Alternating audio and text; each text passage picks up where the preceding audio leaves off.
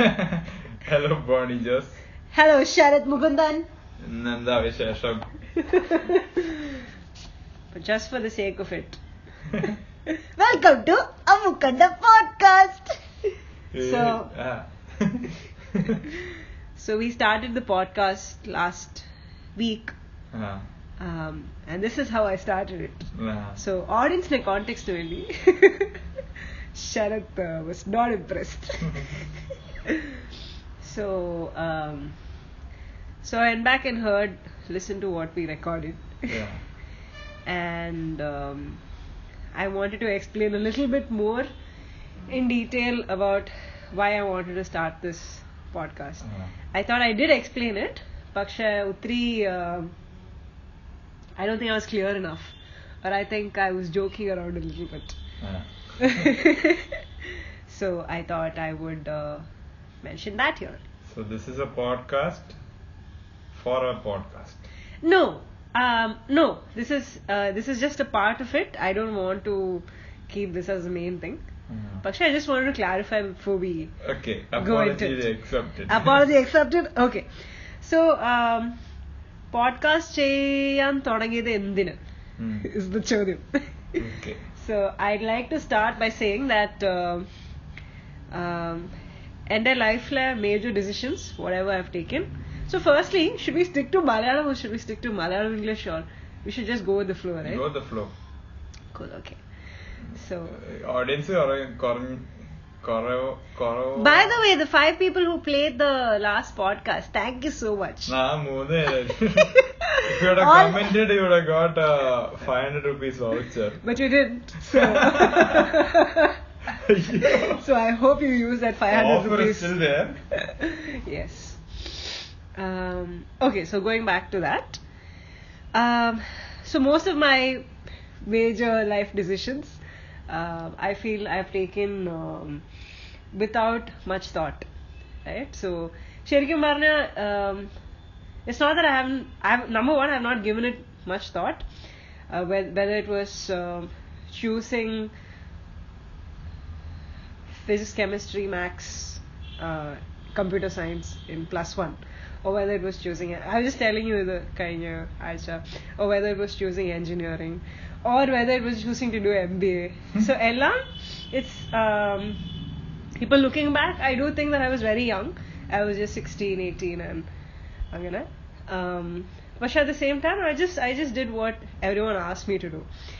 I don't want to go too much into detail, Paksha, I just wanted to let the listeners know that there has been multiple instances of indecision, multiple instances of inaction, where I've just listened to whatever people around me have fed, which is mostly just parents, teachers, elders, including starting the podcast, because you wanted the right equipment before starting. Yeah.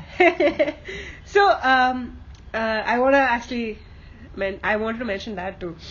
So MBA കഴിഞ്ഞ് തിരിച്ചു വന്നപ്പോൾ, I think it was during that 3-year MBA. I don't want to go too much into detail today, but it was during the 3-year MBA that I started rethinking a lot of life decisions and started thinking about what is it exactly that I want to do, or what is it that I felt like doing or felt strongly about. And that led to a lot of travel when I was working with HT, and that led me to start the Soul Window. But Soul Window, so again, Soul Window is another episode, and Soul Window another podcast episode. So Soul Window, the reason why we're not able to run Soul Window now, adine kore factors in that. So Soul Window is that company that you and your best friend had started. Yeah. So Adum, when we started that, we put a lot of thought into it. We genuinely thought that at that point in time, this is something that both of us wanted, and all of our energy, time, money, everything's gone into it. And we ran it pretty well for a couple of months, until again multiple things happened, and then I decided to join Hindu. Pashada, what so before this podcast started, I was in a phase where I was just doing the same sales thing. My role at my role at Hindu is not that interesting, and I found myself not doing anything creative.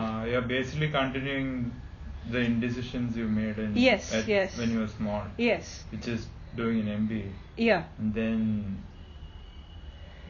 continuing it with sales. Yeah. And it's causing me a lot of confusion. It's causing me a lot of deja vu sort of thing. And I wanted to badly get out of it, but because I was a soul window experience in the past, I don't know how to break out of it. I kept going back to, I've spent hours collectively over what should I do next? Should I go back to soul window, start it all again? Or should I start something else? Should I just blog? Should I just not do anything? Is it not meant for me? Angana kore thoughts. Pinna again, it was actually through conversation with you that I realized that soul window തുടങ്ങിയതിന്റെയും എല്ലാത്തിന്റെ essence-ല് I like meeting people more than this entire process of executing an event. അതിനേക്കാളും കൂടുതൽ what I most cherish is to discover these different personalities, to reach out to them, to have those conversations, to get to know them. And that's when you're the most happiest. Yeah, that's when I'm most happiest. Our discovery is the happiest moment. So then I was thinking about how can I recreate it. Will you be happy in meeting them again? Yes, I will. I will. Yeah, it's not a one-time thing. But now when I want to introduce that person to the world and create a workshop around it, then there are a lot of other elements which I enjoy, don't enjoy, have to do. I'm going to core elements in there. So then I went back to what I really like to do, which is basically meeting them, right? And having those conversations with them. That's how this entire thing of, okay, why not do a podcast came in the picture. And even after I expressed that with you, I mentioned right? So we've been, when and all the times that this has come up between us, you've supported me in terms of I'll just be there with you. We can have. It doesn't have to be a fixed the schedule or a structure. Not intro to worry. Or outro. Yeah, because I again found myself thinking about the irrelevant details. Right? Should I have an intro? Should I pick topics? Album art. Album art, which I again have. Okay, album art. So, but you just wanted me to start, right? I was worried about equipment equipment it's a little costly. I don't know if I'll actually invest the time to basically I was just trying to figure out reasons to postpone it. And Sharath was like, let's just do a podcast and let's just do something. Let's just record it on your phone, on a regular video recorder without any mic. So that's what we did last week. And when that was out and when I put it up and I listened to it, then I could see multiple ways of improving it, right? And we always listen to podcasts. We listen to Joe Rogan, we listen to Tim Ferriss, we listen to multiple other people. I watch clips, I don't know what's the entire thing. Yeah. But even me, like throughout the last 1.5 years, especially e-phone made Apple Podcasts, Spotify Podcasts. So I listen to a lot of podcasts, both entertainment and for educational purposes. So when I listen to myself being recorded and I felt I could do a much better job. And I'm currently reading the 4-Hour Work Week by Tim Ferriss. There's this entire, I would recommend that to anyone. I've not completed the book. I've just read a few chapters, the first few chapters. But there are a lot of activities in the first few chapters which are around eliminating the fears that you face in your life and to go beyond that. When I was listing them down, I felt that few of the things that I really want to solve in my life are around conversations, are around conversations that I don't have, right? That I want to have. So I would really like someone, or I would really find someone interesting, but I want to enable myself to have a very frank conversation with them, asking them exactly what I'm thinking and feeling. And I think this is one of the ways for it. Where will this go? I don't know. Paksha, I think I'm just going to go with the flow, and that 3-year rule of Matt Develler, where I'm just going to give this some time. We can put this on YouTube also. I just put the first episode on YouTube. Yeah, in today. which channel? ആ ബോണി ജോസിന്റെ ചാനലില് ഒരു playlist ഉണ്ടാക്കി Jose ഗ്രാമില് just our image and ഇത്. So even if this goes nowhere, I think I'm fine. പക്ഷേ I'm finding this interesting because I'm finding ways to improve whatever we've done. So that was the reason why. That was the reason why I wanted to start the podcast, and yes, that's where we are at. If you're a new listener, it's completely okay if you didn't listen to any of the. You can check back on old. Yeah, you can join at 11:08 seconds. Okay. Anyway, so Kanna. So given all of the things that I told you about me being indecisive and shifting between different paths, doing things that I'm not. That I don't genuinely want, or I'm not conscious about, or didn't even give a thought about. You've actually taken a completely different route. So last episode, you introduced yourself. You mentioned that you're a swimming coach, which I discovered when I met you, and the listeners discovered last week. So why don't you tell everyone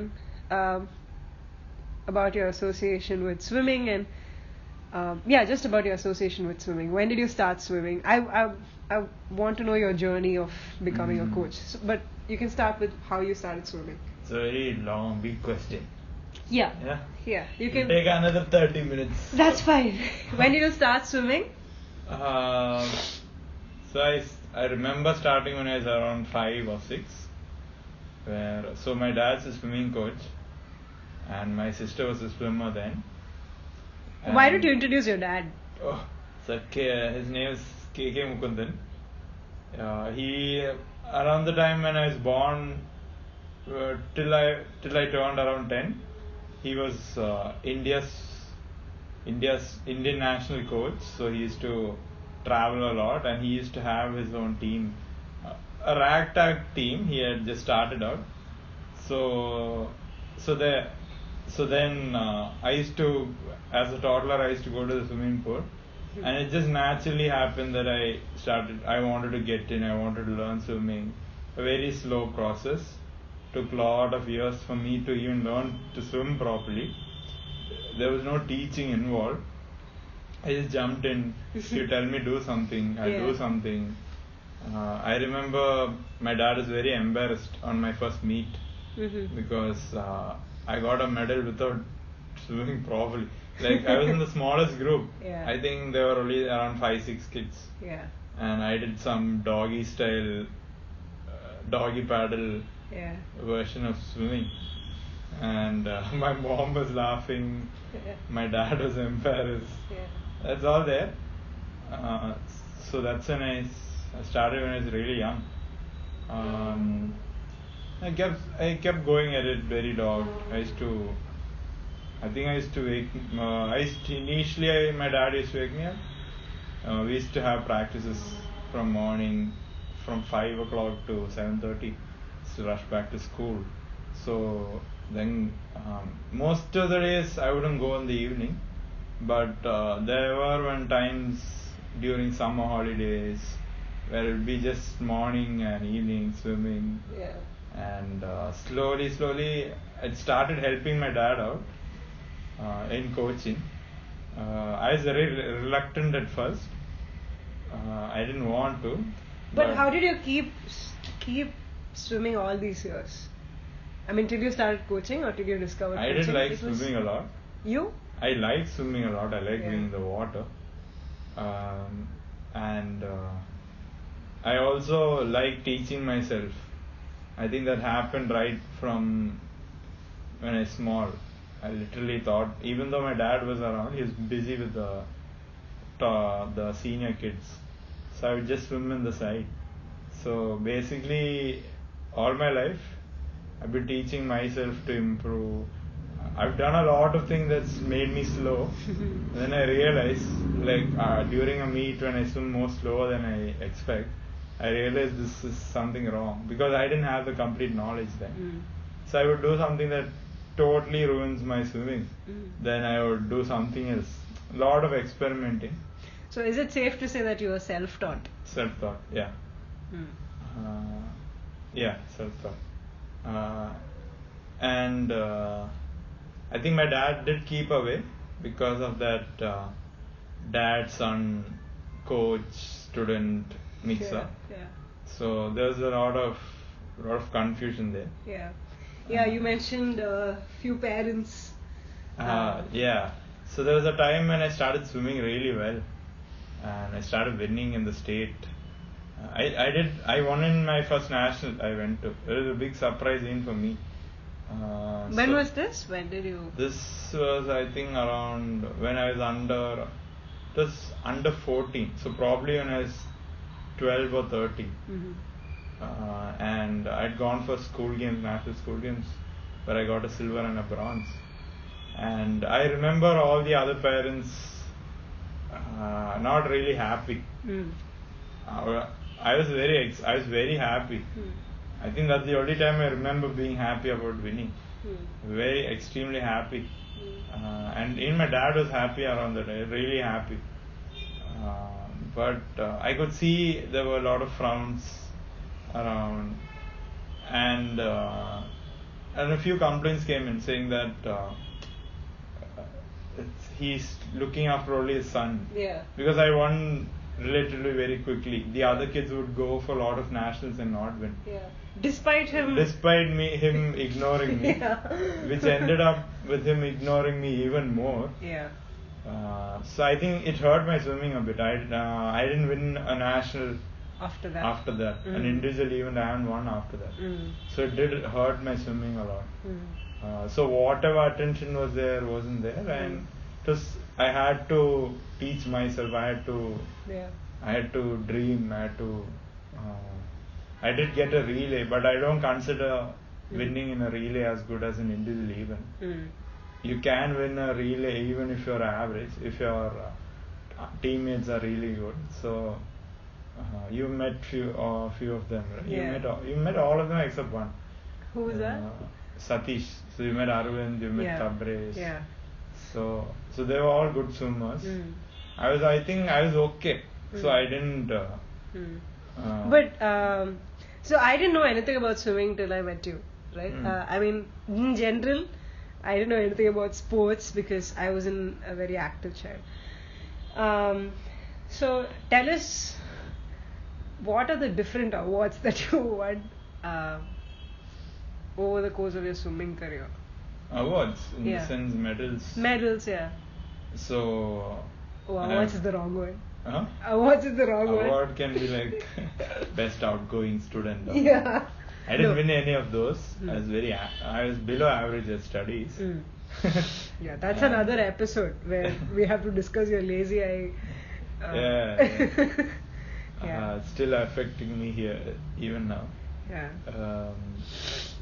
So you can tell my school games when I was a junior. Yeah.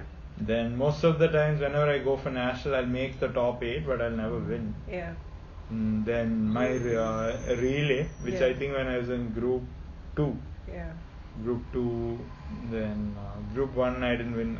Group 1 I had switched my stroke, which really helped me. Yeah. And I won a silver in South Zone. Yeah. But in juniors I used to win gold in South Zone. So. Even when you were in college? I used to take part inter-university. Yeah. I had won an invitational meet, which is easier than a national. International invitational meet. It was in Malaysian youth games. Youth games, yeah. It was an invitational meet, so it was very easy. I felt it was very easy. Yeah. But I got a lot of press for that. Yeah. And then I also think you're very humble. Yeah. Then Over humble. then finally inter-university, I think that was my last major meet. So there I finished fourth, and the three guys ahead of me were past Olympians. Oh, yeah. So I did feel a sense of achievement there. Yeah. But after that, unluckily, because so I joined engineering. Yeah. Against my wishes, of course. Yeah. But I did get a scholarship. Yeah. So I did dream also. I used to force myself to, okay, maybe you can be a good engineer. Maybe you can be like that, very delusional. Then Why did you? So you've been swimming all your childhood, your adolescent, through to your decision to college, right? So what made you think that you couldn't, or didn't you want to make a career out of swimming? So why do you think you were forced into engineering? Because clearly it wasn't your choice. Yeah. So part of it was ignorance by my part. I didn't know what courses were there, what I could do. I think you can relate to it, Yeah, right? yeah, absolutely. The teachers make you believe there are only two professions. Yeah. And the losers join commerce. Yeah. They are fucked. Yeah. They just have to go to arts. I don't know, very. They have to go to arts, and you guys are the lucky ones. Yeah. And you guys get to be doctors or engineers. Yeah. So I thought my only option there was I had to choose which department I had to be in. Yeah. Right? So engineering was a given. Yeah, it was engineering. Your choice was In fact, in +1, all of the students who had the lowest marks took commerce. So it was a given that if you've gotten lowest marks, then forget A section, B section, which is biology and computer science. You were in commerce. Imagine if they really took subjects according to their interest. Yeah. So when I finished my 10th and results came out, I was 6th in the school. The topper, it was a Muslim girl, I forgot her name. Okay, whatever. She chose commerce. She was school topper, and she chose commerce, and none of these teachers could understand why she's choosing commerce. She probably figured it out very early. Yeah, Shireen Fatima, I think her name was. What is she doing now? You have to No idea. pull her up I don't really know. for another episode. Yeah. Topper of. Yeah, 10th standard topper. That will be the title. Yeah. And what she's doing right now. Yeah. And, so that I thought I had a choice between that, and I got a good scholarship. So I took mechanical. I really did suck. No, I do feel that if you have good teachers, you can be anything. Yeah. Even if you are not good at it, if you have really good teachers, you'll end up liking that subject, and you'll end up doing well. So there were subjects that I had really good staff, and I would ace that subject. And at the same time, there would be that one staff who I know from the first class itself that I'd fail. Yeah. By second and third year, I could figure out, by hearing the staff lecture, I would realize I would fail the subject. I like doomed. Yeah. Know this thing, fucker. And I think most of my subjects is restricted to around 2 staffs. Like I had a lot of arrears, but if you would see in the subjects, it'll be the same staff. Yeah.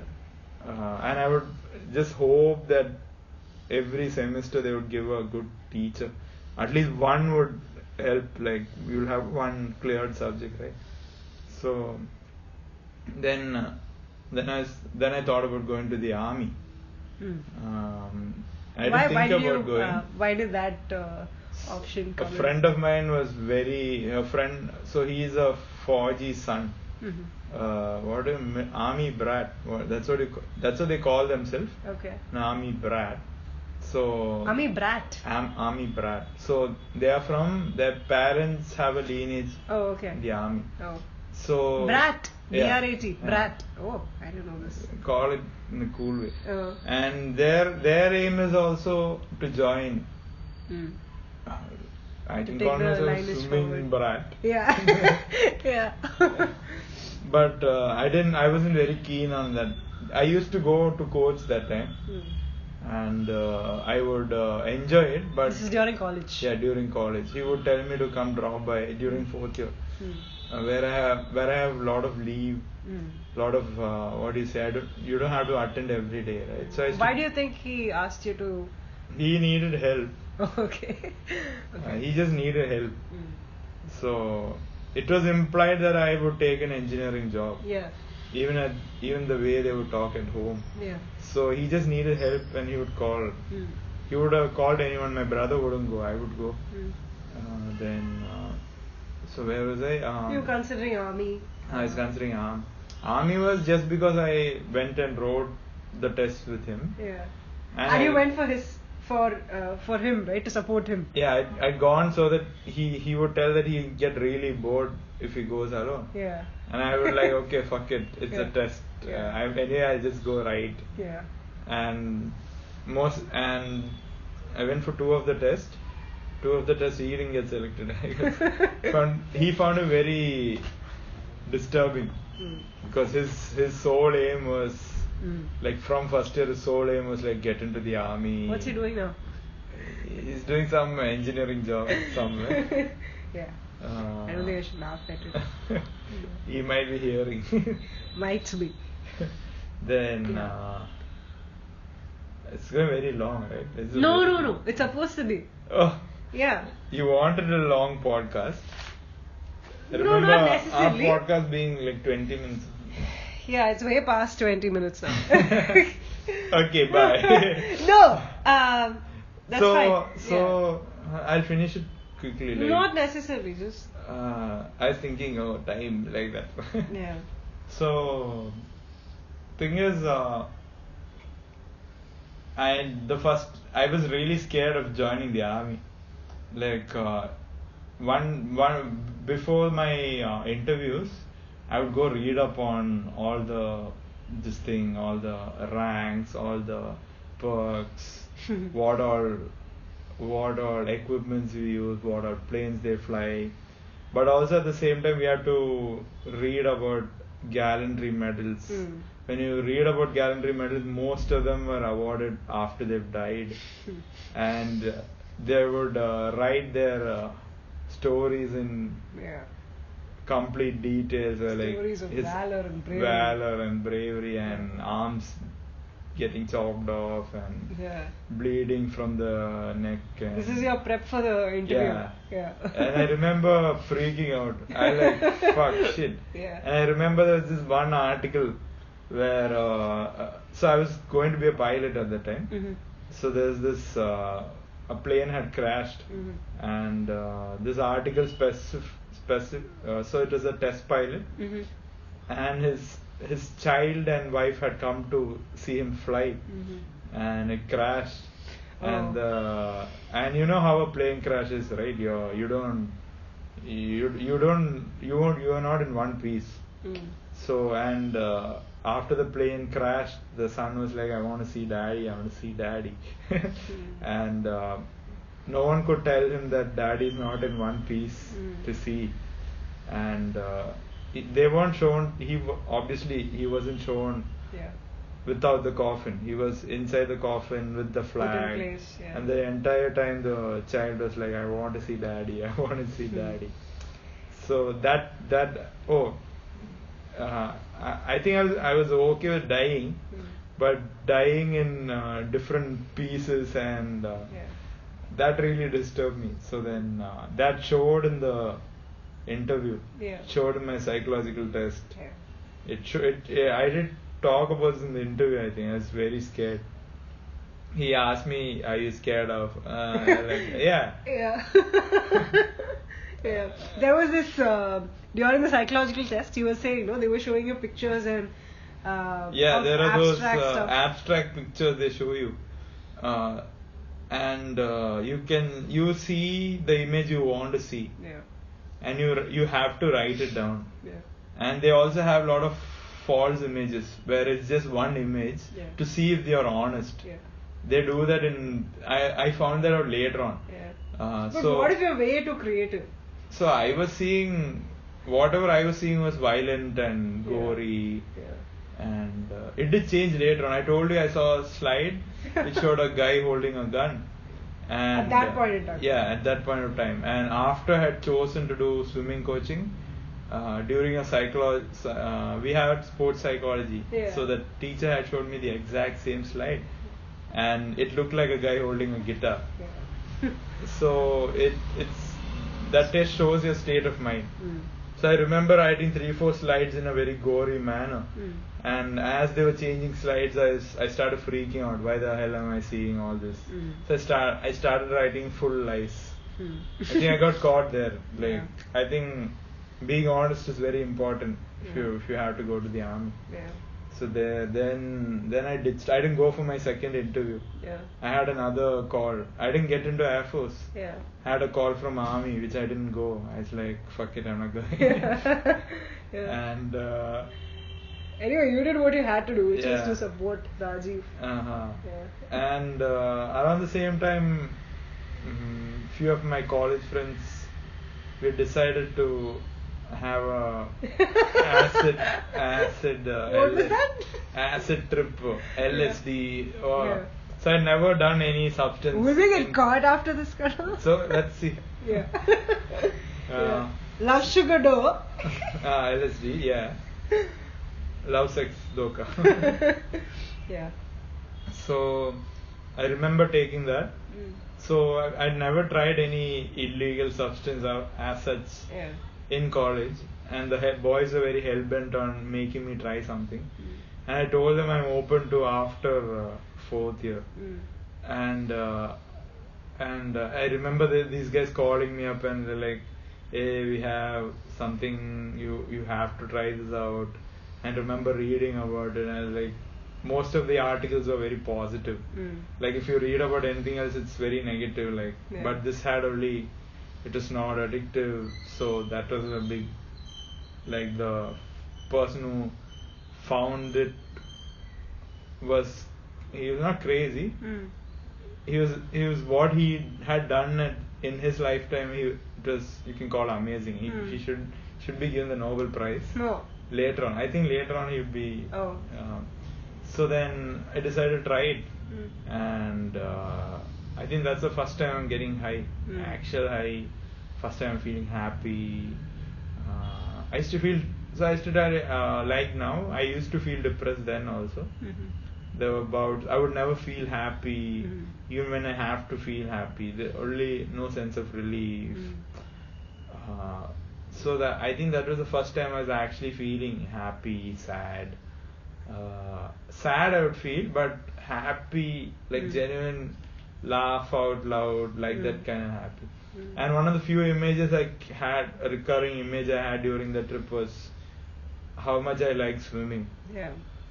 And it was like even though I was there, even though I was in that bubble, swimming bubble, I didn't know I liked it so much. Yeah. And after that trip I was able to work out that, oh, I like this so much, now I know what to do. Yeah. And I remember speaking to my dad that I wanted to do this, and my mom was very against. My mom was like, you can't. So was it swimming or coaching? So I ruled out swimming. Yeah. So I thought it's too late for swimming competitively, which I was wrong then also. Yeah. And so I thought, okay, what else do I have to do to stay in the sport, Yeah. which I like? Yeah. Okay, not swimming. Yeah, I could only think of coaching then. Mm. So I like it so much, I want to stay there, so I coach. Mm. And so that's when I made a decision. And the moment I made the decision, I knew it was the best day. Yeah. Like there were very bad days. Also, I liked it too much, I felt, because if something went wrong, I would really get hurt. I would really get devastated. And there were a lot of instances like that. But you have to love something, but not love it too much, I feel. Like you have to choose what you love, then distance yourself a little. because failures will happen, and the last thing you want to be doing is stop doing it because of a hiccup. Yeah. So I realized that, and just so that I can keep doing this all my life, I dissociated myself a little. Like, no, I wouldn't give all my blood, sweat and tears. I would make sure I do something else. Now I know it's spending time with you, Yeah. drawing. Yeah. I want to do certain other things, Yeah. but all these things would make any big failure small. But at the same time, if I had only swimming, I think a small failure would seem like a huge thing. And so that's how. So do you view swimming differently now that you're a coach, in comparison to how you viewed it when you were competing or when you were swimming every single day? That time it used to be all about working really hard. It's slogging, and I would always have this, unless you put in so much effort, you're not going to win. Yeah. And I was also shocked that sometimes it didn't help. Yeah. Not sometimes, most of the times I would work really hard and a meet would come up and I'd be very disappointed. And I think work smart is the better option. Do only what you have to do, or they'll make you improve. You just have to, you don't have to slog really hard to get what you need. So a lot of nervousness, all this dies down. So you can say from work hard to work smart. But what does that mean? So even I've been hearing this a lot, which is don't work hard. Even I used to be I think I still am in a lot of ways, this hard worker. So what does it mean for a person to work smart in your context of being a swimmer or a coach? Yeah. Like, if you want to set out to be a swimming champion, you only have to, like, when you're when you're committing the time to train, away from the time you can do whatever you want, but probably you've just promised yourself 1 hour every day. You can't train the whole day, right? You can't concentrate, your mind doesn't work that way. And during the time you train, you just have to do exactly the things that will get you the results. You don't have to show that you're working hard. You don't have to be tired every set. You just have to do the bare minimum. Yeah. It look very simple. If someone looks from outside, if another coach sees my workout, he might laugh. He might laugh thinking that why isn't this workout complex? It's very direct. It's just old interval training. Same like Saitama's, right? Yeah. It's just Who's Saitama Kana? one punch. So I am very fascinated by all this because might make me seem very stupid, but I read all of these books, these productivity books, right? Like Tim Ferriss, and you say the exact same thing that these guys say without reading anything. So he talks about this exact same thing, which is, I was telling you, the Pareto principle, or doing the bare minimum that is necessary to be your most effective self. You didn't tell me that. No. I didn't, but he stated this exact same thing, not in these words, but the same idea. So the thing is, when you do the bare minimum, there's always a hunger to come and do the next day and the other day. Yeah. And you don't have to. I feel that hard work has been pushed so much into our heads. From the previous generation? I don't know from where. Maybe movies. Yeah. Maybe. I think movies have a lot of. Yeah. Like. it's not necessary. It's not necessary you have to really push yourself that hard. And a lot of people just pretend, not pretend, they do a lot of unwanted stuff because they think they're not working hard enough. So Yeah. my workout might look really not easy in the sense, it does take a lot of mental. So another thing is people Okay, yeah, go ahead. people confuse mental and physical skill. Yeah. Whatever you do has a large part on your brain rather than on your. So a lot of people think that they have to slog it out, and there are these certain practices like I would recommend someone who can't swim every day, who don't have access to the swimming pool, and who wants to make it big. Imagine if they have only three out of 7 days they can. I would recommend that person to the other, not 7 days, I would give him a Sunday off, poor fellow. The other 3 days, Yeah. I would recommend him to sit in a corner Yeah. and just imagine himself swim Yeah. in real time, not in fast motion, not in slow motion, exactly the same speed he would swim. Like if he takes 50 seconds to swim 2 laps, I would expect him to think for 50 seconds straight exactly what he would do, and I feel his body will make the necessary adjustments just because he took his mind there. Yeah. If he's able to, it's very difficult to think in real time. We can all think, oh yeah, we can go and imagine, but most of the time when you go imagine, you're either imagining it really slow or really fast. I think any work, if you want to rehearse, you can do it in your mind. You can sit in some corner. I don't recommend listening to music or something like that. Maybe if you can't, then water helps you get there. But if you can think about a skill in real time, all in your head, it is as good as going. I think the physical part is just helping your mind,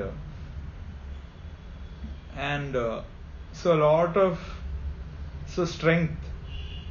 So definition of strength would be like overcoming something, right? Like another definition for strength would be finding the necessary impulses in your head and sending a strong message.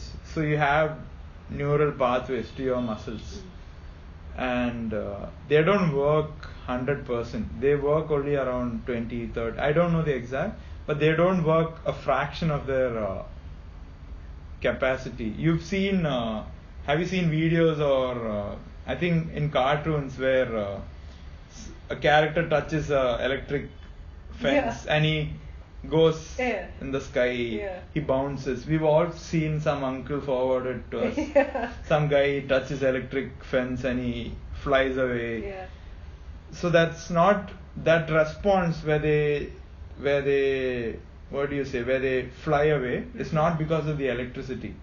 It's because of their muscle contracting because of the electricity, and the force is so high, the strength produced by your body at that moment is so high that you literally jump 20 to 30 meters.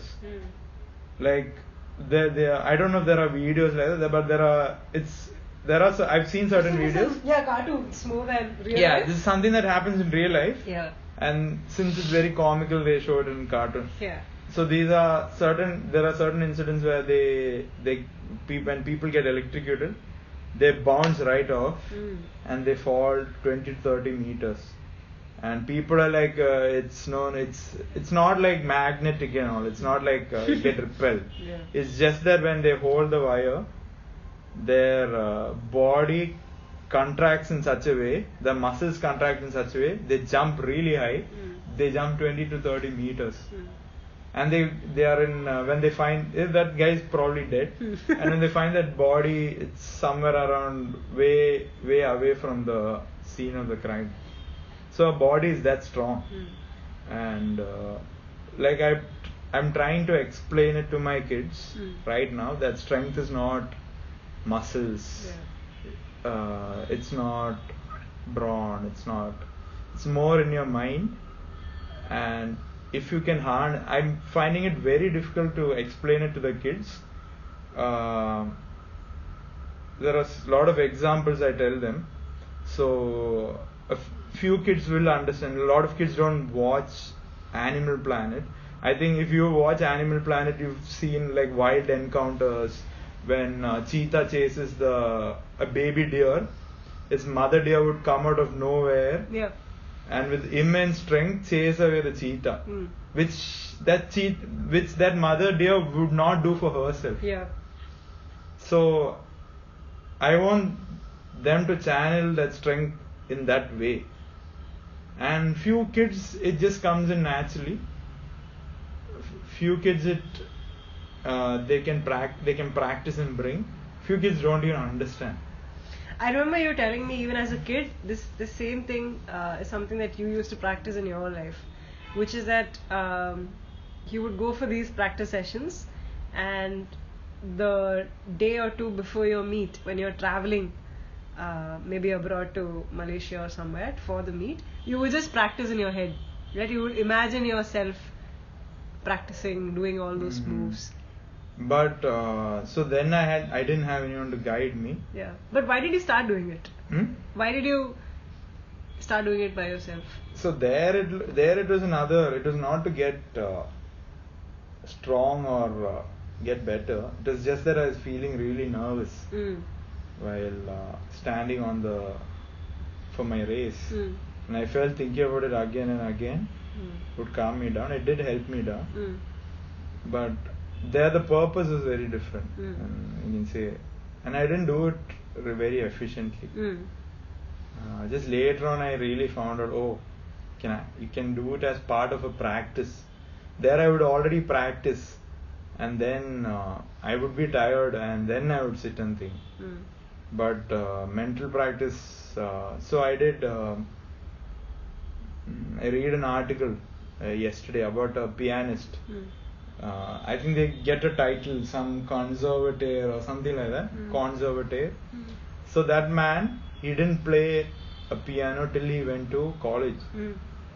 And because his family is very poor, so he would print out a picture of the piano and he would paste it. He found out the dimensions of the keyboard and he printed it out, and he pasted it on a table, and he would watch YouTube videos. What? And he would, as that person would press the keyboard, he would press the exact same key, and he would imagine hearing the same sound. And he would initially do that, and later on he didn't need the videos. So he didn't have a grand piano or even a keyboard. He couldn't afford to go for classes, and he would just sit there. He did go for some 10 classes in between when his mother borrowed money. That was when he was really small, when he was 7 or 8, and stopped there, and he had to go back to this paper keyboard. And when he would press, he became so good at it that when he would press this one key, he would hear the sound. That's basically it's all going on in his mind, and he would practice this way. And he's right now, I don't know the term, conservator or something like that. So it's a title they give for really good pianist. So a lot has to do, even with this, a lot has to do with the mind, including, like, we used to have body image issues, right? Yeah, still do. Yeah. I feel you will always end up looking like the image you have in your head. if you have a really good image of you, there are really, have you seen really fat people have really good body image? Yeah. No, so I don't think it has anything to do with how they actually look. Yeah. They could be very extremely attractive by societal standards and still feel very shitty about themselves. So it has nothing to do with how they actually look. It's just the image that they have that they've built because of external factors while they were growing up. And that image you can't change by working out. You cannot change by plastic surgery. That's why if you see most of the people who've gone in for surgery, they've not stopped it with a lip or a nose job. It's gone to a boob job, a hip. They look like something totally different, and I don't think so. But for me, exercise helps in not aggravating it. I don't know if it actually helps solve. It doesn't. I'm sure it doesn't. It won't help solve. But it'll never help solving because it's a different issue and has to be. Yeah, it's a very different issue because even if you're really fit, you will end up. I think there are times where you end up working out really hard, right? I think it's because of this problem. Like if you have a good image, you won't really push yourself really. You won't push yourself really hard. And when you push yourself really hard, what happens is the next day you don't feel like going. Yeah. So only you're in control of that part, right? Your coach is not in control. Yeah. Your coach doesn't know. Coach can approximate how much, like, is she putting good effort or not.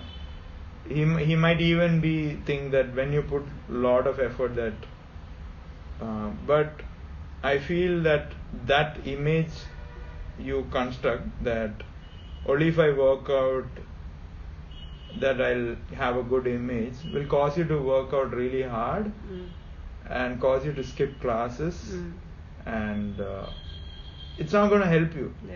You're not going to go to gym. You're not going to go to the gym regularly. So another thing I would suggest is you have a good image of yourself, regardless of if you're exercise. You should be able to look in the mirror, even if you're really ugly by world standard. I'm not telling you, like I'm telling anyone who's listening. Yeah. Like, even if you should look in the mirror with whoever you are, you should really like it. Yeah. You can even fool yourself into thinking. I think it's better than any other. You can even think that you can even look at the mirror and think you have six-pack abs. Just so that you even start, if you have trouble imagining yourself, a lot of people have trouble even imagining themselves as attractive. So they can just look in the mirror and say, hey, look at my six-pack abs, look at my shiny skin. I've also heard people tell they've eventually gotten better bodies. They've eventually gotten shinier skin just by thinking every day that their skin is shiny, that they have a good body. So it's not just by thinking. I mean, I think you're leaving a lot of, I don't know, is it that because they think that way, then they take better care of their bodies, so then eventually it turns out to be... Yeah, they're not too hard on them. You can also say that okay, when they think their body is great, they put priority into taking care of themselves. Yeah. So good body image is necessary to be really healthy. Yeah. And the gym is usually it's filled with people with bad body image. Yeah. Like every gym I go to, I can see 9 that one person would be me. 9 out of 10 person will be having some insecurity because of that they are coming to the gym. And but it's difficult not to because of the... It doesn't go away. Yeah. So even if that person loses 10 kilos, he's not going to feel he's lost enough weight. Like one day, the next day he would end up thinking that he's fat. even though he's lost 10 kilos. And it would require a lot of effort.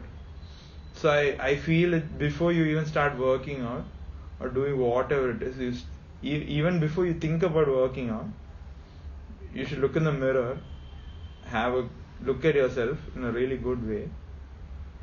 And if you can look at yourself in a really, even now, even if I look at the mirror, I see the most good looking, attractive guy. Yeah. Like I've told you, I would Yeah. masturbate looking in the mirror. Yes. On that note. Thing is, you should Like yourself irrespective of. You should, yeah. it sounds like cliched, but there's no other way. You have to look in the mirror, because there's no one else, your spouse or your husband or your boyfriend or your girlfriend. They can tell you look beautiful, but if you don't have that self-image, you're not going to believe them. Even if you believe them, it's just for that 1 hour or 1 day. The next day you're going But in our case, whether you believe it or not, just by you telling me multiple times that I look good or whatever,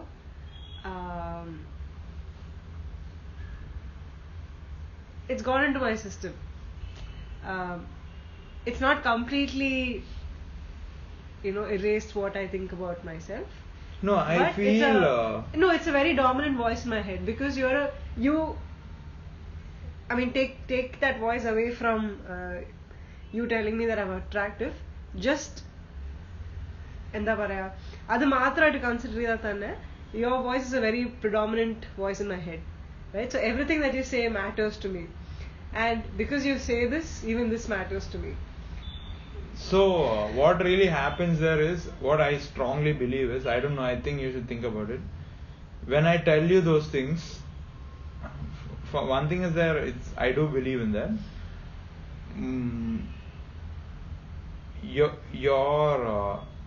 You never used to believe that initially. Then there was this one point where your body image was good. You started believing what I was actually saying. That wasn't because I was telling. It's just that your image of yourself was good, that you started accepting the compliments you were getting. Yeah. Your body is good, you look good today. There were days, I think initially when I used to tell you that, you never used to believe me, and I used to get... No, that's not because of body image. That's because no. Initially, I was just thinking about it. Okay, it was because I used to think that you were just love struck.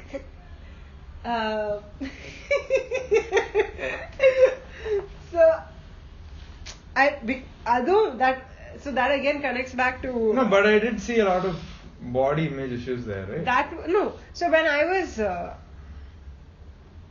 I was fit in my own terms, when I considered myself to be fit, I don't think I felt that was a very good example of where you were not healthy, yeah, but because you had a really good image of yourself. Yeah. No, so like I told you, at that point in time, I wasn't doing anything that I would consider unhealthy, right? I was not eating out. I was not eating too much. I wasn't eating much fatty food. I wasn't not working out. I was doing all of these things in balance, and I was also vegan when we met, vegan/vegetarian. So, and that period of my life was relatively better than other periods, because I was discovering a lot of things about myself. I was doing more things that I like to do. So generally, I had a good image about myself, body image, in every way, right? So at that point in time, when you used to say that, I only consider it as you being love struck. Also that I'm ignoring that part. I'm telling later on when I used to tell you that. Yeah, right? yeah. That later time you used to playfully tell, no. Yeah. Yeah. There were times when you would there would be an irritation, not irritation. I can see it from your face that is chumma saying. The other times it is like, no. hey, no, like that, right? That is when we met and we started going out very often. Then I turned back to being a non-vegetarian and I realized I'm putting on weight. So when I started putting on weight, and I started looking in the mirror and saw that maybe I didn't put on a lot of weight. You didn't put on that much weight. But I could easily observe that, or maybe I was making up things in my mind. But at that point in time, I was seeing a chubbier me. I was seeing so then I didn't believe it. And you were telling me that, hey, you look beautiful. I'm like, no, I put on weight. No, you did. I felt when you were vegan, right? Mm-hmm. I felt even though you felt you were very healthy, I really felt you were not. No, so at that point in time, I'm equating healthy to thin. It's not, no. So I'm not healthy, I'm not fit, I'm just thin. I'm just lean. I'm not saying. Like, remember you would do some activity and start panting. Yeah. I wasn't fit. I was just. You weren't fit. But imagine your body image is so good that you would continue doing the things. Yeah. Just because your body image was good, you would continue doing things that you thought were good for you, right? You understand? At that point of time, your image is so good. Whatever you're doing was. Image was good because I was lean. You flash back another 1.5 years, and I'm going through a lot of shit in college, and I'm pretty plump. And no, my body image wasn't good. So I equated being thin to looking attractive. How did you get thin in the first place? Because in the last year of MBA, the last semester of MBA, Chitra and I used to go out running almost every day. We used to eat very healthy. We never used to eat out that often. And then I continued that even after I moved back to Chennai. I would still go running and walking almost every day. Not running, like jogging in between periods of walking. So I continued that eating habit as well as workout habit. And that was good enough for me. So I looked very lean and I equated that to being healthy. And I felt at that point that I look good. Yeah.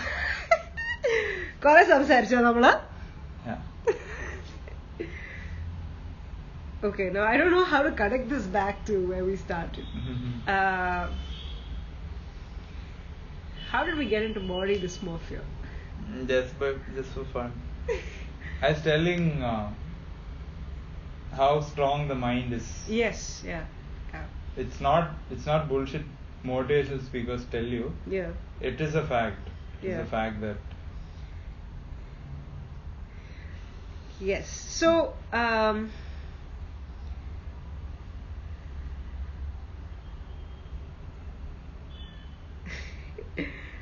okay.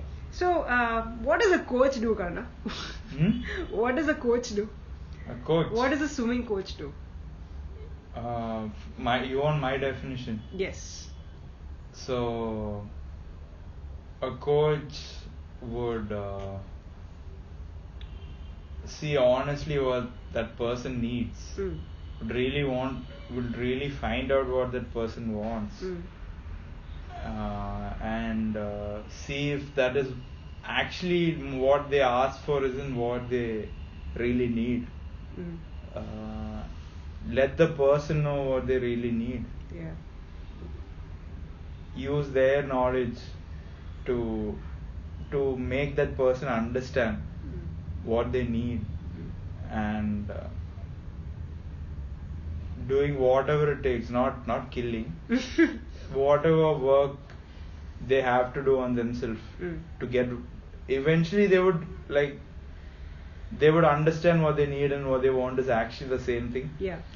And then equip them with the necessary skills so that they get there. So initially I used to be all about technique. Now I changed to the fact that it also has to be a lot of. So most of the kids they start swimming to win. Mm. So getting themselves to be more competitive, more aggressive, letting them know that you can be aggressive inside the water. A lot of people, there's a lot of resistance because they feel that they are not themselves. But it is something you have to be if you have to get into the water. You can't be a Play-Doh and get in and expect yourself to win. And if that is what they want to win, right?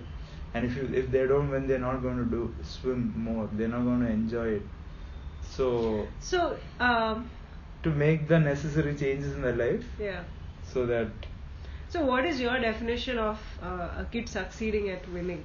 So I know a lot of coaches give emphasis on improving timings, right? Or winning the gold medal. Forget improving timings. On winning gold or winning how many silvers, how many medals did you get at this event? So these are the things that are tracked in each of these meets, right? Even when you apply for a job somewhere, I have to show my performance. Correct. Your performance in the sense how many kids won medals under you, right? So what is your definition of success of a child that you're coaching? My definition of they would swim at their very best.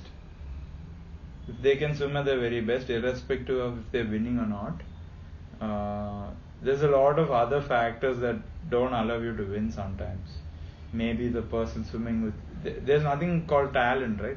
Maybe the person swimming next to you is older than you are, or just because they're stronger than they are, just because they are built very differently, or they are older.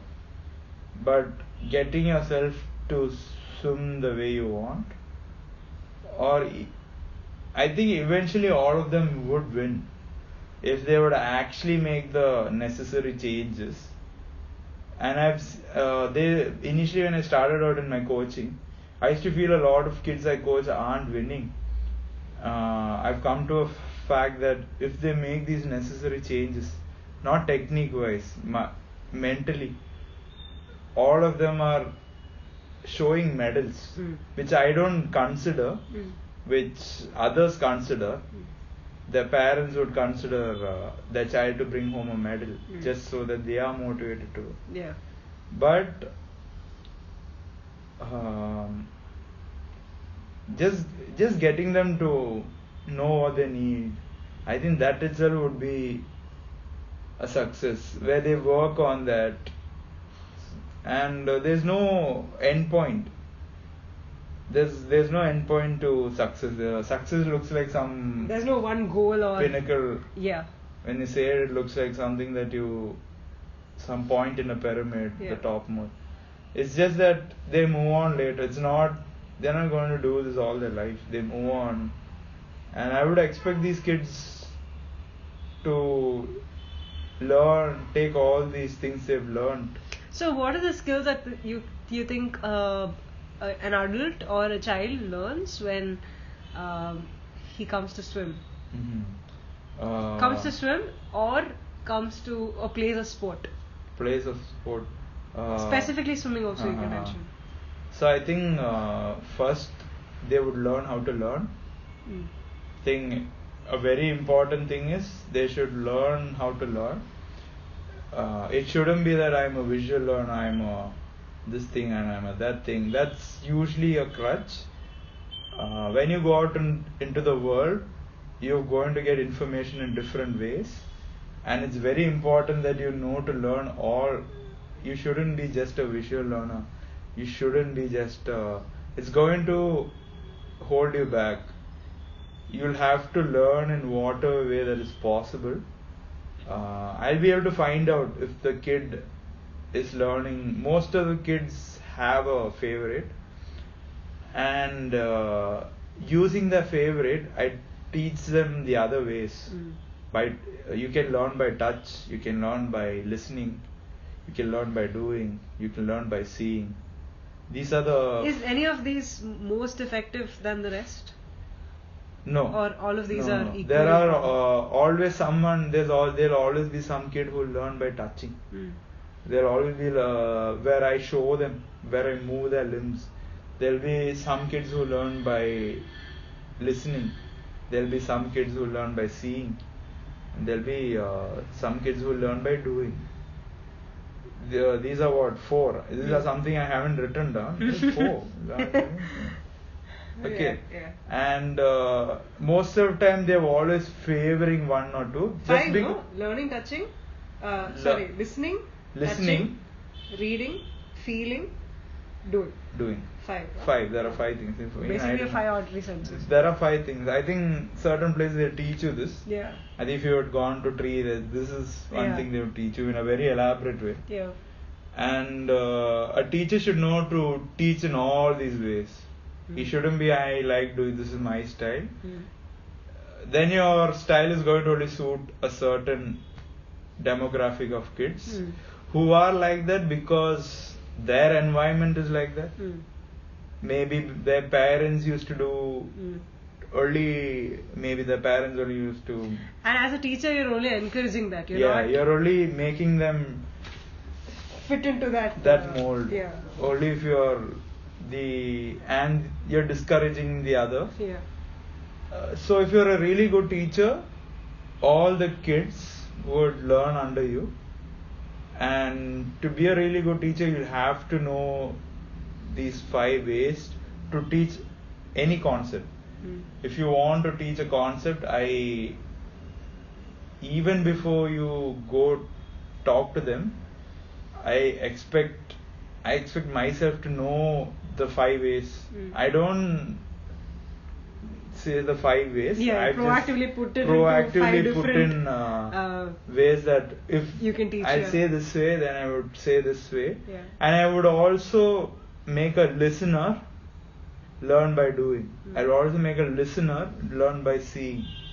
So that I know that for a fact that if they learn like this, one thing is going to be very easy for me to teach in the long run. As they get older, they're going to get very bright. They're going to be very bright, and at the same time, when they go out there, they're going to learn in different ways.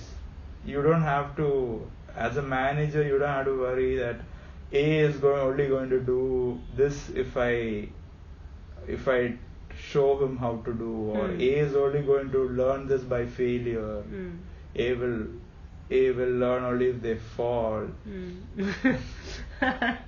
So others they won't see the work you put in, but eventually you will. I think you can learn it at any age. I also feel that it's easier to teach a child because an adult would have a lot of. But if an adult is ready to learn, he can pick up very easily. It's not that you can't teach old dog new tricks. You can teach an old dog new tricks if it wants to learn. Kids are just open to learn. Yeah. Kids are just so innocent that they are open to learn any rubbish you teach them. Yeah. You can teach them to make a rocket, or you can teach them bad things. You can teach them anything. Basically, if you swear at them, they're going to learn how to swear. You can teach them anything. But an adult is not. They'll only learn what they really want to learn. So, what is the question? So they learn to learn. Yeah, they'll have to learn to learn. Yeah. And once they learn that, initially I would keep it very specific. In sport, you learn a lot of traits that also help you in other jobs. Being aggressive. At the same time, there's also a balance. You have to be aggressive, but you have to have a balance. You have to show restraint. When you race, you actually have to restrain yourself from showing aggression, so that when you finish, you have enough gas in the tank to actually beat whoever's ahead of you and win. So it's not, sport is not, you can't say it is tended to one polarity. You also learn to show aggression. At the same time, you also learn to show restraint. And I have kids who've learned to show aggression, but they've not learned to show restraint. So they equip. So these are these two skills: to be competitive, to make friends. They swim in a very team environment. And if I see a kid who's not talking, there are usually siblings. They would come and they would just hang out with each other, and they would not engage in anyone else, and they would really fight. They would really sit and fight. And I would discourage them I would tell them, see, listen, at home you were together, right? Now you are not brother and sister. I would like you to forget this, that you are a brother and sister. I would like you to treat him like how you treat a teammate. Right now you don't even talk to your teammate, so might as well start talking to others. Then you get a broader idea. I wouldn't tell that to the kids the entire way. I would just tell them in the way they understand. They understand. I would tell them that please don't behave like he's a sister. He's a sister at home. It's not a sister here. So please don't bully him. And why the hell are you not talking to others? Why the hell are you always talking to your sister? Why aren't you being friends with this person? Why aren't you being friends with that? So they learn to socialize. They learn how to behave with different age groups. You can't necessarily behave the same way with everyone, right? There are dynamic involved. You can't talk to a younger kid like how you would talk to an older kid. Yeah. Also, that being fair.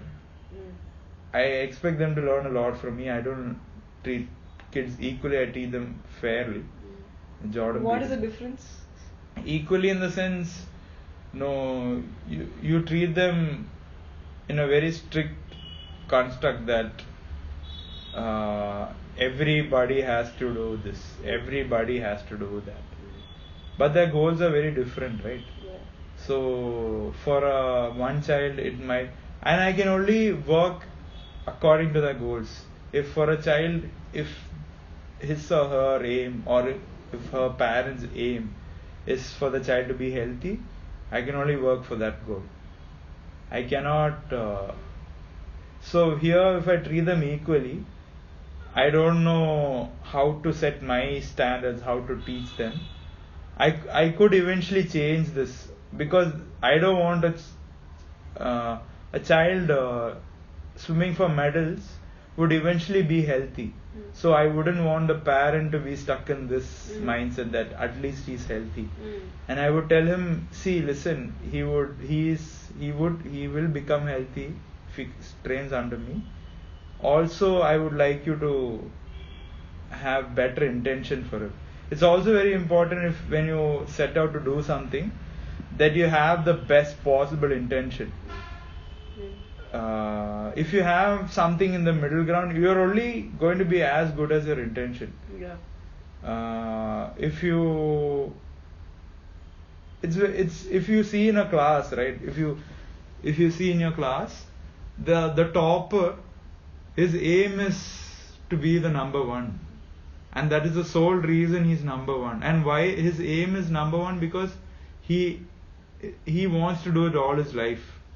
He wants to be an engineer. He wants to be an engineer all his life, or something. He has these unrealistic but very driven goals. Driven goals. Like, I would even make it more realistic for you. Imagine we have a violin music class, right?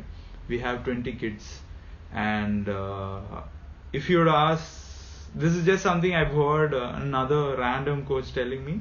It totally made sense. You would ask these 20 kids to write down, why the hell are you learning to play violin? The best ones would always say, I want to be a violinist. I want to do this all my life. That's a very good intention to have. If you're doing something on the intention that this is just for 1 year, you're going to suck at it. You're not going to do it really well, and you're going to be very dissatisfied with yourself. You're going to question your ability. Might as well jump into something. It's okay if you fail there, but you less likely fail if your intention is stronger. So remember I told you this. I think with your podcast, I think stronger would be I would do this no matter what happens. Instead of limiting I think a 1 year would be better than views or likes. It's much better than that. And it might help you because you might pick up. But if it's something you want to say, like, I'll do all my life, you don't have to think about what you're doing 20 years later. Maybe podcast will go irrelevant. But just the fact that you have that thought will make you very likely to succeed. Not much. So this is something that even James Clear says it says in Atomic Habits. So again, I bring the listener's attention to the fact that this is a concept that I read in a book, but something that Sharath Mukundan just miraculously knows. Okay, thank you. So when James Clear talks about how to build consistent habits, so he says there are different ways to go about it. There are people who try to build habits around goals. Then there are people who try to build habits around processes, where you create a system of just going to gym every day or writing every day. But there are people who create habits out of identities. I'm a writer. Right? Or so I feel process is really good. But even more effective is identity. So he gives us one example where he says that if you're planning to quit smoking, right, rather than if someone offers a cigarette to you, rather than telling him that, hey, I'm on a break or I'm trying to quit smoking, I don't smoke, okay. Right? When you identify yourself as a non-smoker, it re-emphasizes to you that, hey, this is who I am. Stronger restraint than I'm trying to quit. I'm trying to quit, but I'm going to reach for the cigarette anyway because my urge is so. Okay, so what are your dreams as a coach, Kana? A lot of coaching questions, huh? It's just about swimming and coaching that I wanted this to be. It might seem like I want to. What are to. your unrealistic dreams? Not unrealistic. No, like unrealistic, huge ass dreams. It looks boundless. It looks like it doesn't have a limit, and I think I would change it. Not now. Once I reach the goal, I would change it. It's not something I would. I would like to make the people around me, the kids around me, or even now I've changed this thing to adults also. I would like to make them think that they are better than themselves, which is true. A lot of,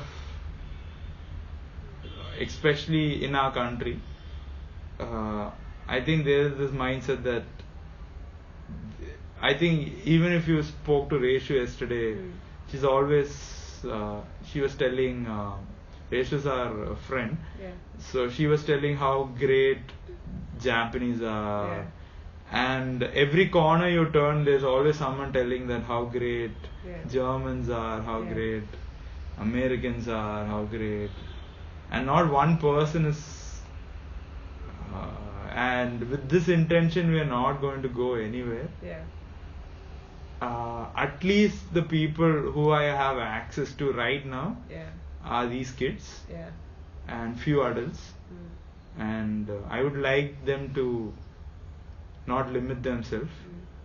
I also like to believe that it will be something like a ping pong, not a ping pong actually, this is something I made. What? Like one molecule would hit two molecules and that molecules would hit four, and nuclear reaction. What is that? What reaction is that? Fission. Fusion. Fusion. Fusion is two would hit and Yes, fuse. yeah. Fission is one Yeah. splitting into different. So then when it's like that, your dream has no bounds. You don't know where you can actually go and affect. I was discussing with Bonnie about writing a book. Who is Bonnie? Yeah. The podcast for the podcast people. Yeah. I'm going to refer like that in the podcast. You actually have much more than a book in the content. You can easily write a book. That's what I'm trying to say. I don't know if I'll write it, Yeah. but I can sit and write it anytime I feel. The thoughts are there. I mean, I knew I could ask you all of these questions. These are like the multiple areas that you've spoken about in the. We've spoken about that so many times over these last 2 years. പക്ഷെ എന്നാലും when I ask you for the podcast, you've explained it in so much detail and. Just because it's a podcast. No, that's not what I meant. I'm saying that you're full of content. You're full of ideas and you're full of your own strong opinions. Yeah. Right? That have worked for you. Still young, so there's a lot of time. Yes, he's just 27. Sure. So I have few questions that I just want to ask. We're almost towards the end of it. We've spoken for 86 minutes, Kana. Oh fuck. We'll divide this into 2 parts. Do you want to? I think it'll be easier for the listener. Yeah. No, I'll just probably whatever put out it the is. headings of different. No, break it into 2 parts. No? Yeah, but then, like, how will I edit it? I mean, now it's just a flow, right? You're talking about. So one thing I wanted this to be was just about swimming and coaching. Okay, I think it's better. Yeah. Maybe we don't have to do another. I was thinking for a moment I thought it's easier for a person to listen if it's. Yeah. So fuck with it. Yeah. No, because I wouldn't know where to cut it. That's so maybe I think. I'll just put the different headings in the description. Tidbits. Tidbits, yeah. Sharath on body image. I just have 2-3 questions more, which is very direct. How does one become a swimming coach? What is the process? So everybody knows how to become an engineer, and how does one become a swimming coach? So. In India. In India. So. Actually, there's nothing stopping you from being a swimming coach. You don't have to get anything. You just have to learn to swim.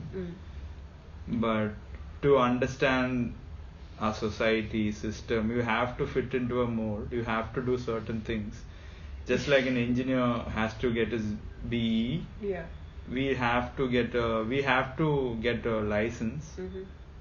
There are a lot of licenses around. There are a lot of diploma courses. So I value the course I did, but which is diploma, 1-year diploma for sports coaching, which is done by the government of India.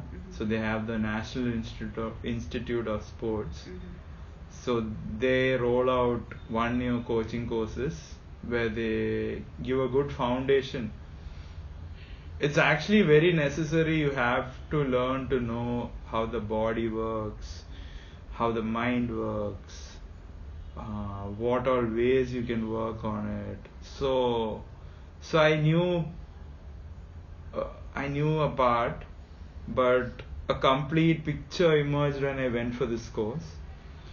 How the mind work would be in sports psychology, sports nutrition, the body work, sports nutrition, sports physiology, general methods of training.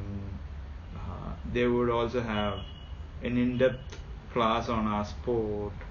And to get in here, you'll have to know to swim really well. For that you'll have to enroll somewhere that teaches you to swim really well. That allows you to participate in a national, junior, senior, inter-university at least twice. This is the basic grade, and you will have to be below 32 or 32 years. So if you are below this, you have this option.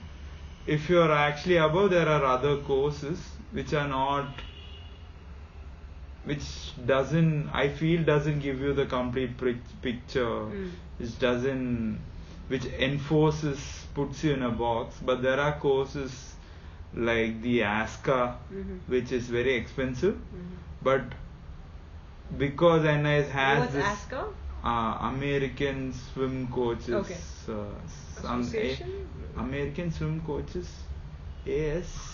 C Coaches Association?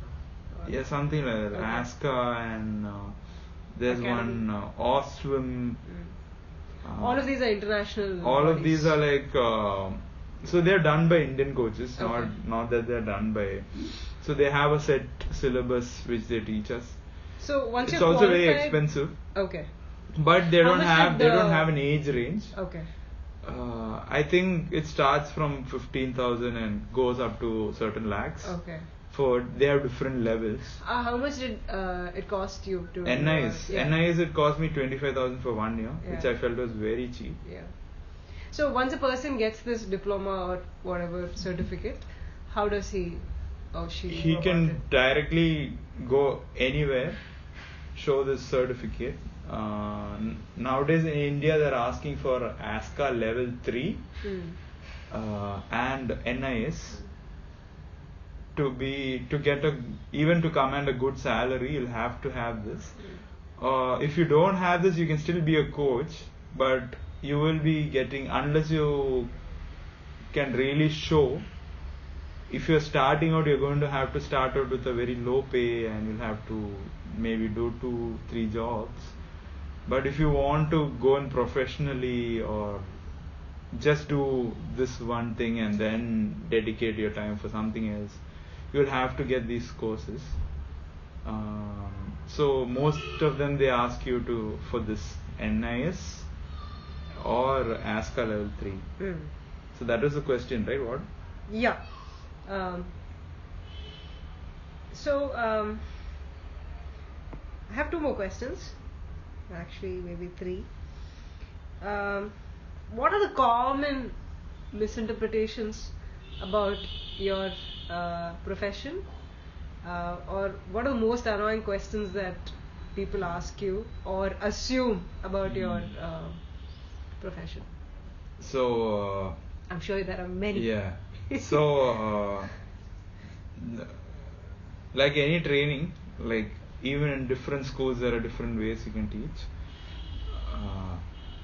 A coach will have a certain type of style, and since coaching is a very unconventional job, most of them have got into it because they like it, and it's not that they're just doing it for the money. There are people who are doing that for the money, and it's right to question them if you're not getting the result. But I feel a lot of coaches are just being questioned for the sake of it. I feel I get questioned a lot By? Parents, including my dad / Coach. Which I don't give.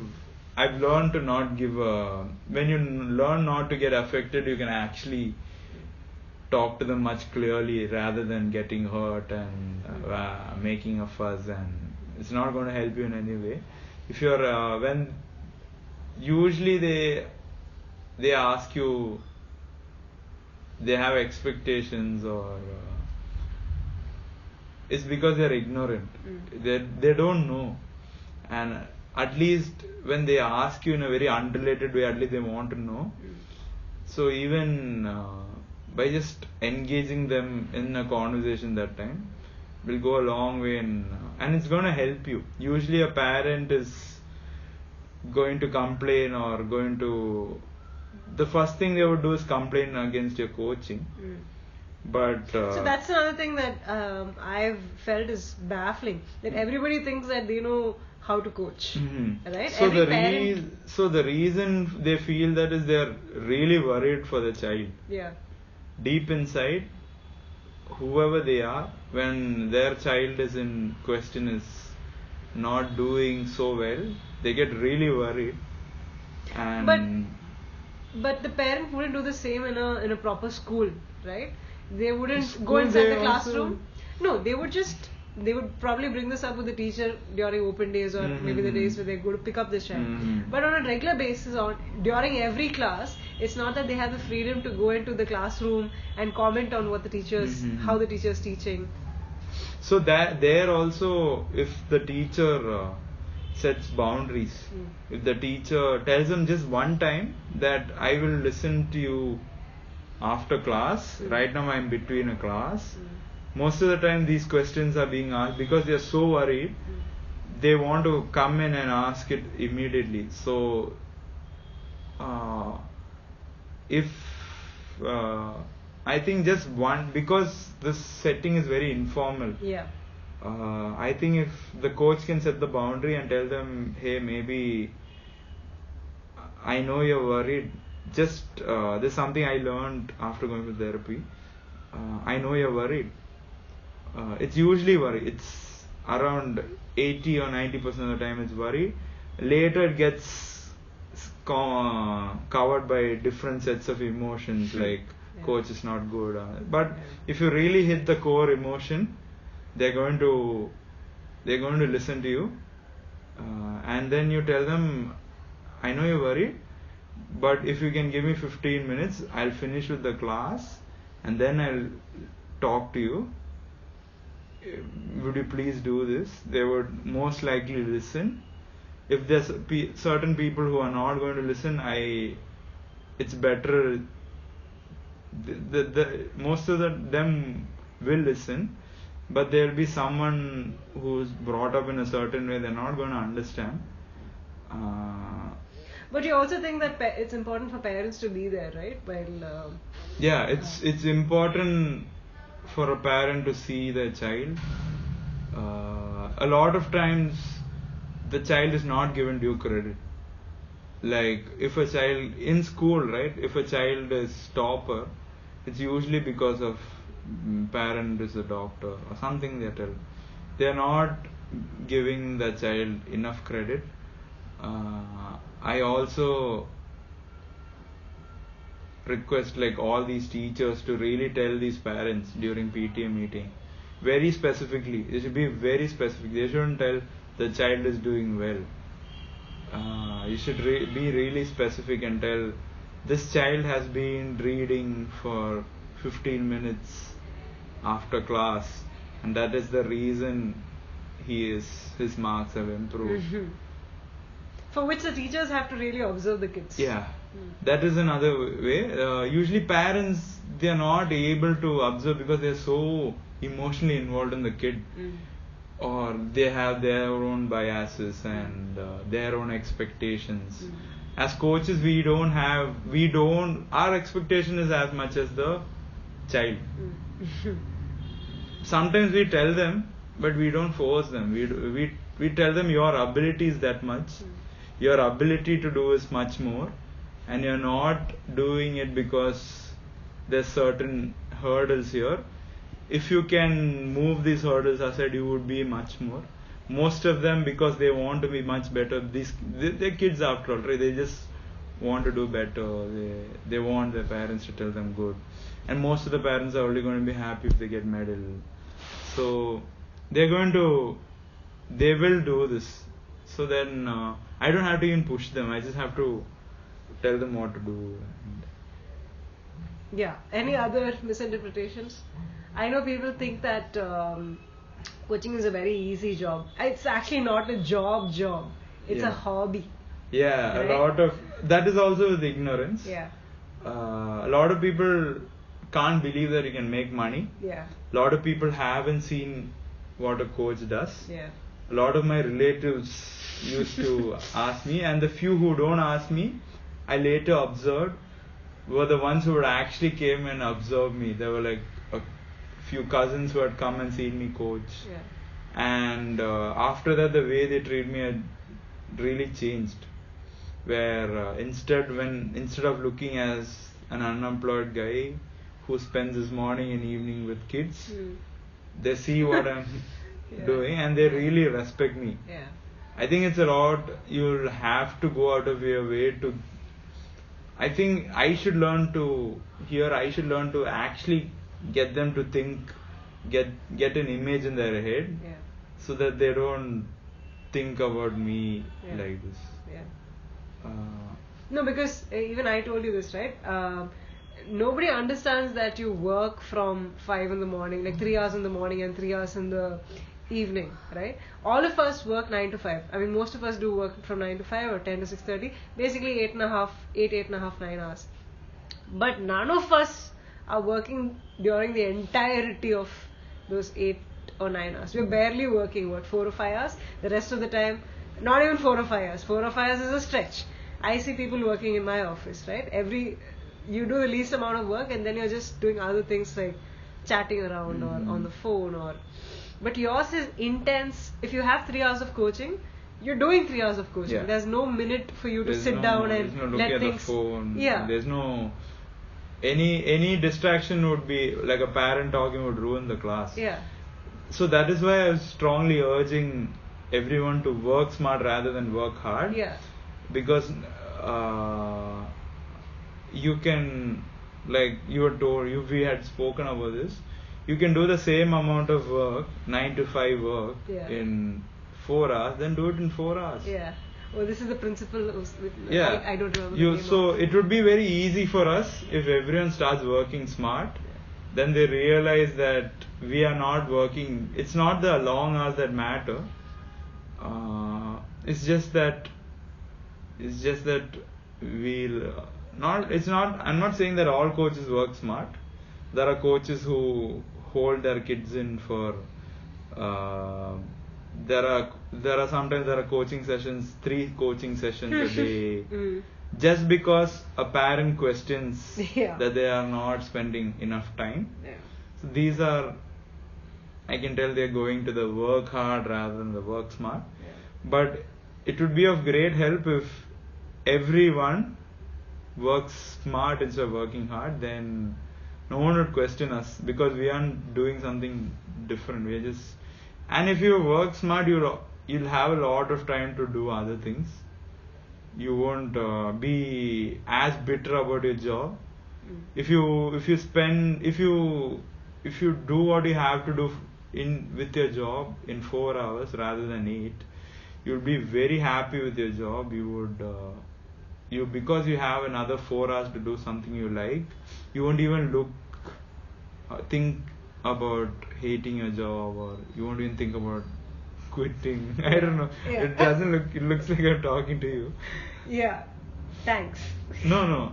I'm not telling you. I'm telling the general I public, get it. because you are very understanding with my work. Yeah. I feel even my dad, even though he's a coach, he doesn't understand. My mom doesn't understand. Yeah. My sister doesn't understand. My brother doesn't understand. Yeah. So these are people who are who knows, experienced it, seen it up close, and still think that, hey, why don't you get a second job? Hey, where's my lunch break? Yeah. Where's my breakfast break? Yeah. I would also like to ask Yeah. my boss, if I want to work hard, I would require a breakfast break in between. Yeah. Because I feel... Snack break. Where's my coffee break? Where's my coffee break? Yeah. Because I don't think you can work for more than 4 hours without a break. Even Naval Ravikant. Who's Naval Ravikant, who I'm a big fan of, and the CEO of AngelList. So even he's a serial entrepreneur. Kana. He's invested in almost all of the best Silicon Valley companies, and he's an investor. He's a guy who started AngelList. So even he says that, and he's a Silicon Valley guy, right? So he supposedly works 16 to 20 hours a day. But I've heard him say that all of these entrepreneurs who say they work 16, 17 hours a day, they're bluffing. Mm-hmm. There's no way a person can be productive for 16. You are portraying an image that you're working for 16, 18 hours. You're portraying an image that you're always busy because that is the new cool. Mm-hmm. But actually what you're doing is just 1 or 2 hours worth of content. And if you have to be 1 or 2 hours worth of work, and if you have to be productive consistently, that's all the amount of work you should be doing, and the rest of them you should be either resting or thinking about the one or two things that you have to do to get better. I think if you, instead of working these 18 hours, if you can get enough sleep, Yeah. you would work really faster the next day. Yeah. Uh, It's worked wonders for you yeah. in the last few months. Yeah, so last question. How many questions did you write? Are you? I have multiple questions, Oh, but no, I'm stopping with this. Who are the coaches or the books or the movies or anything that has inspired you with respect to your profession or your coaching philosophy or your teaching in the last? Because you've been working as a coach, working, volunteering, or you can call it whatever, with your dad, from 18 years to now 27 years? 17 years to 27? No. You can say I have more than 10 years experience. More than 10 years experience, yeah. Even though you're just 27. You've been a child... child laborer. A child laborer. Yeah, so what are the books or coaches that you look up to? So, you don't have to necessarily look up to a coach to be a coach. I've learned a lot from Richard Dawkins by seeing his videos, where he's a really good teacher. He can explain things that, and I've used the things that he's explained. I'd like you to go check him out. Yeah. Richard Dawkins? Yeah. I know him. Not you, the listener. Oh, sorry. Then, where's my book? Hey! Thank you. So this is, she just gave me a book which I wanted to read. So this is basically a book by an successful Olympic coach who's put his thoughts on what are the necessary traits you need to become an Olympian. You're a huge fan of this guy, right? Bowman? Yeah. So I like I like how he tells that what makes a champion is not what he's doing, but what traits he has. So an Olympian should have a set of traits, and that is something he should be working, not training or something. If you have these set of traits, you become a successful Olympian. So I badly wanted to read this book to see what these traits are that he's like, if I missed anything. Any like other? Yeah. Then there are a lot of people. You inspire me when I talk to you. Thank you. When I talk to you, I realize a lot of things. You tell me, you read all these books, you tell me a lot of these. No, but I don't put ideas into my head. When I read books, I recognize that, hey, this is something that Kara has already told me. How does he know these things? I don't know if YouTube helped. Yeah. He's a huge... YouTube addict. Yeah. That's not what I was going to say. I meant to say that he's a true millennial in terms of how he's used YouTube to really advance his life. Yeah. He's learned how to kiss. He's learned most of the sexy stuff through YouTube. Yeah. Okay, last question. I didn't learn my inspiration. Oh, sorry. Sorry, I thought you were done. You can actually pinpoint a lot of people. I'm inspired by my therapist. Yes. Dr. Vijaya. Yeah. You can contact her. Then my art teacher, Purnima Shivara. A lot of people around me. Is it okay if I put their contact details? You can put their business, yeah. Yeah? Business email ID or Instagram page? Instagram, yeah. I think you can put their Instagram page. So Purnima, your art teacher, therapist, Vijaya doctor. Ido Porter, Steve Maxwell.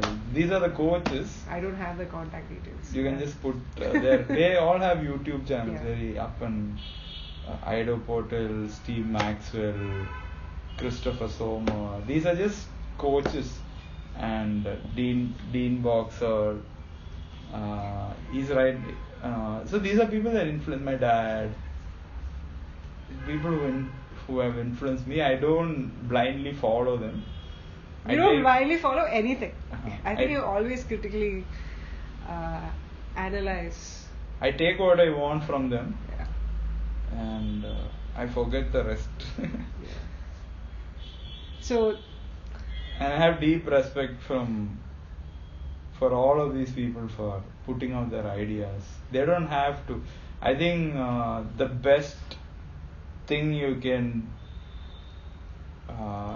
the best gift you can give a person is a fellow employee or fellow colleague is just give your philosophy. Just tell him your philosophy, and if he's asking for it, just don't give it.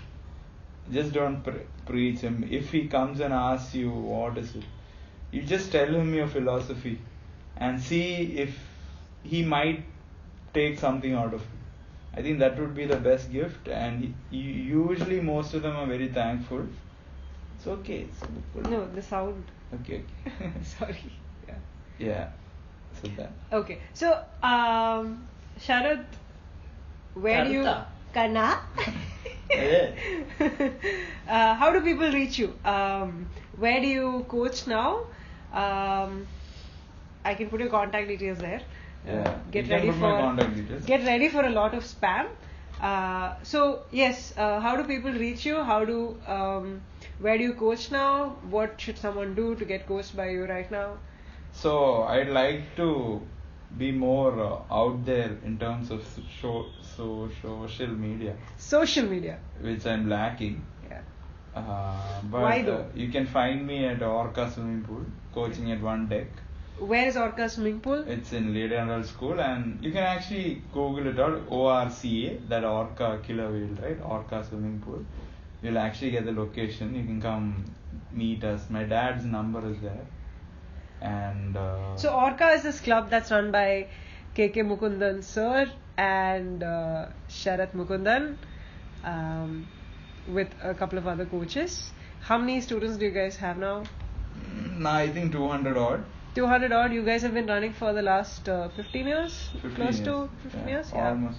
You guys have a meet that's coming up next This month. Yeah. December 14-15, 28th Madras District Aquatic Association. Okay, so I'm going to put all of these details there. I will also put your contact details. If at all anybody listens.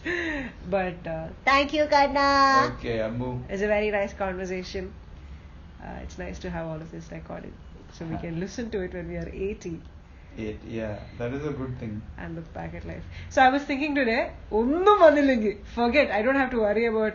At least, yeah, we can go back and listen to, oh, this is how you used to speak. Either are your thoughts. Yes. ഇത്ര മണ്ടന്മാരായിരുന്നു. No. Pretty wise, ചുമ്മാ. Kada. Yeah. ചുമ്മാ. Okay, everybody. Thank you so Okay, much. Bye. Bye, Kada. I think I'll go back to my supporting cast. Alright. No, we have a lot more topics to talk about. So this was But this is basically fun. just my introduction. Yes. Did we do your introduction? Do you want me to prepare? No. Alright, listeners, bye. Bye.